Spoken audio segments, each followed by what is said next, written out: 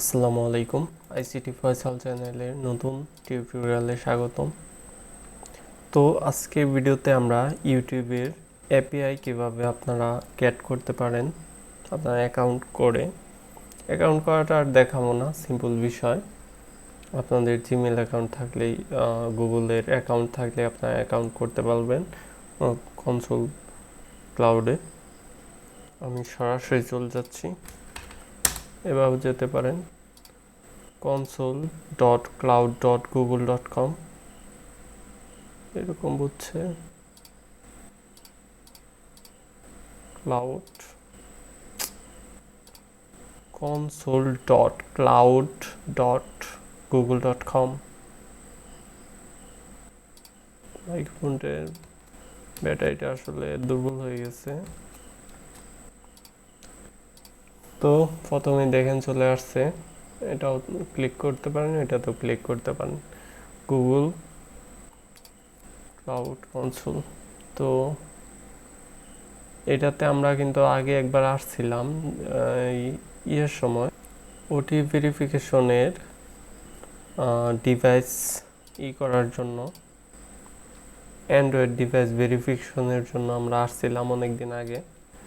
তো ইউটিউবের এপিআই কি করে, এটা খায় নাকি পিন দেয়? আপনারা যদি এরকম মনে ধারণা নিয়ে থাকেন তাদের জন্য বলি যে এটা দিয়ে ইউটিউবের ভিডিও আপনারা শো করাতে পারবেন, লাইক কমেন্ট দেখতে পারবেন, ইউটিউবের মোটামুটি ইউটিউবের মতোই অ্যাপ তৈরি করে ফেলতে পারবেন, ইউটিউবের সব ডাটা গেট করতে পারবেন, সার্চ করতে পারবেন ইউটিউবে।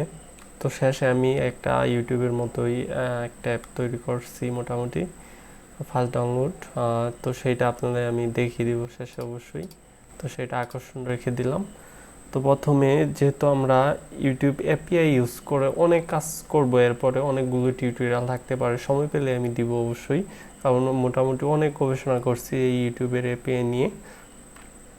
তো আপনাদের ফায়ারবেসের সাথে প্রজেক্ট কানেক্ট করলেই কিন্তু এই কনসোল ক্লাউড গুগলে চলে আসে। দেখেন যে এর আগে কিন্তু আমি অনেকগুলো প্রজেক্ট কানেক্ট করছিলাম, সেগুলোই কিন্তু এখানে উপস্থিত।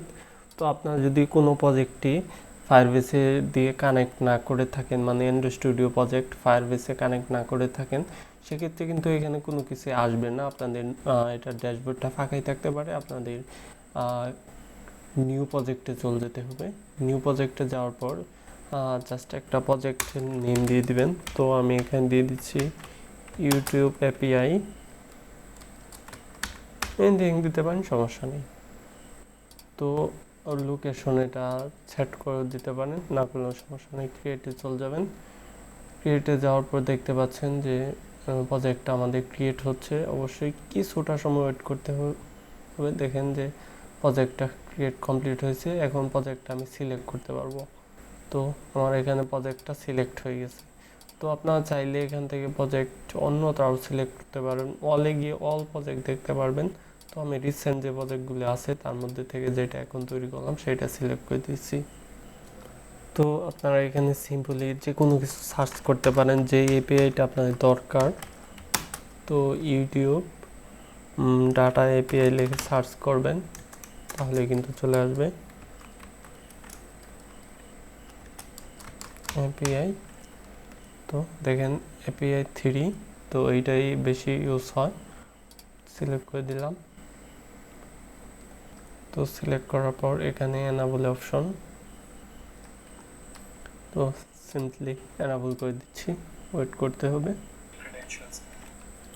তো এরপরে এখানে নোটিফিকেশন আসবে যে ইউটিউব অ্যাপে আপনার এনাবল হয়েছে। তো এখন এখানে ক্রিয়েট ক্রেডেনশিয়ালে এখান থেকেও যেতে পারেন বা এখান থেকেও যেতে পারেন। জাস্ট আমি কর্নার থেকে চলে যাচ্ছি।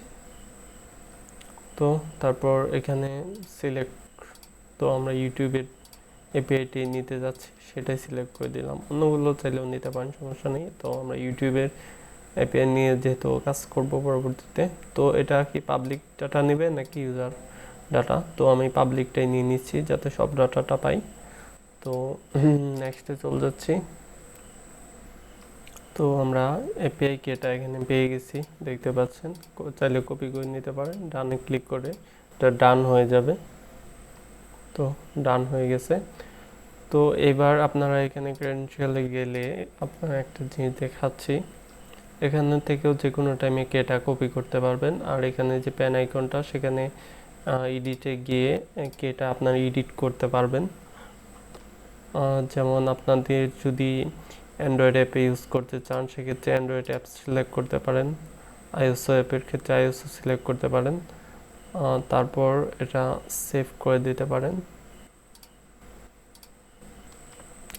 তো ওইখানে আমি আবার সেভের ওইখানে গেছি, এখানে আপনাদের প্যাকেজ নেম অ্যাড করতে পারবেন, তারপর ফিঙ্গারপ্রিন্ট অ্যাড করতে পারবেন। তারপর যদি ডানে দেন সেক্ষেত্রে এটা আরও সিকিউর হবে, আপনাদের অ্যান্ড্রয়েড স্টুডিও প্রজেক্ট থেকে সেটা কালেক্ট করতে পারেন। তারপরে কিন্তু এটা এখান থেকে গ্রিন মার্ক চলে আসছে। তো এরপরে এই যে পরের অপশনগুলা, এগুলা নিয়ে দেখব।